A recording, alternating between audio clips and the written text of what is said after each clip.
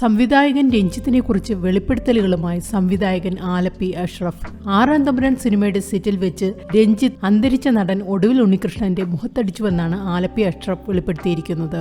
മദ്യപിച്ച് അഹങ്കാരം തലയ്ക്ക് പിടിച്ച അവസ്ഥയിലായിരുന്നു രഞ്ജിത്തെന്നും അടിയേറ്റ് ഒടുവിലിന്റെ ഹൃദയം തകർന്നുപോയെന്നും അഷ്റഫ് പറയുന്നു. ഒടുവിലിന്റെ ചെവിക്കല്ല് നോക്കി അടിക്കുകയായിരുന്നുവെന്നും ആ അടി കൊണ്ട് ഒടുവിൽ കറങ്ങി നിലത്ത് വീണെന്നും ആലപ്പി അഷ്റഫ് പറയുന്നു. ആലപ്പി അഷ്റഫിന്റെ വാക്കുകൾ ഇങ്ങനെയാണ്: ആറാം തമ്പുരാൻ എന്ന സിനിമയുടെ ലൊക്കേഷനിൽ ഞാനും ഉണ്ടായിരുന്നു. ചെറിയ ഒരു വേഷവും ചെയ്തിരുന്നു. ഒടുവിൽ ഉണ്ണികൃഷ്ണൻ രഞ്ജിത്തിനോട് എന്തോ ഒരു തമാശ പറഞ്ഞു. മദ്യപിച്ച് അഹങ്കാരം തലയ്ക്ക് പിടിച്ചിരുന്ന രഞ്ജിത്തിന് ആ തമാശ ഇഷ്ടപ്പെട്ടില്ല.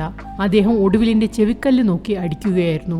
ആ അടി കൊണ്ട് ഒടുവിൽ കറങ്ങി നിലത്ത് വീണു. അദ്ദേഹത്തെ മറ്റുള്ളവർ പിടിച്ചെഴുന്നേൽപ്പിക്കുമ്പോൾ അദ്ദേഹത്തിന് കണ്ണു കാണാൻ പറ്റാത്ത അവസ്ഥയിലായിരുന്നു. നിറകണ്ണുകളോടെ ഒടുവിൽ നിന്നു.